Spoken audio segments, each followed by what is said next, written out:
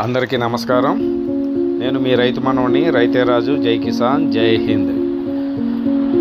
మొన్న అనుకోకుండా ఒక ఊరెళ్ళి వస్తుంటే అలా దారిలో ఈ ఆవుల గుంపు ఒకటి కనపడింది. కొంతమంది వీటిని పోషిస్తూ ఉన్నారు. అంటే ఆ పొలాల్లో 2-3 రోజులు ఉంచితే కనుక ఈ ఆవు పేడ, ఆవు మూత్రం వల్ల అక్కడ మంచి ఫెర్టిలైజర్ తయారయ్యి మంచి పంట పండుతుంది అని చెప్పారు అడిగితే.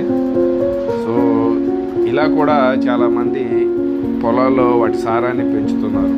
ఇకపోతే ఈ రోజున చెప్పదలుచుకుంది ఏంటంటే, మనం భూమి మీద అందరికీ కూడాను కన్న తల్లి ఒకరుంటే ప్రత్యక్షమైన తల్లి ఆమె. పరోక్షంగా గోమాతను కూడా మనకి తల్లితో పోల్చి చెప్పారు.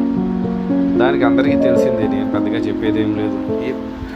గోమాతను తల్లిగా ఎందుకు పోల్చారంటే, ఎవరైనా బిడ్డను ప్రసవించినప్పుడు ఆ ప్రసవించిన ఆవిడకి గనక పాలు సరిపడా లేకపోతే గనక పసిపిల్లలకి తల్లి పాలతో సమానమైన పాలు ఏమిటి అంటే భూమి మీద ఒక ఆవు పాలు మాత్రమే.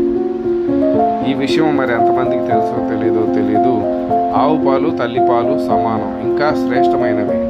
ఆవు పాలు తాగితే పిల్లలకి ఎటువంటి కడుపు నొప్పి ఉండదు, చక్కగా జీర్ణం అవుతుంది.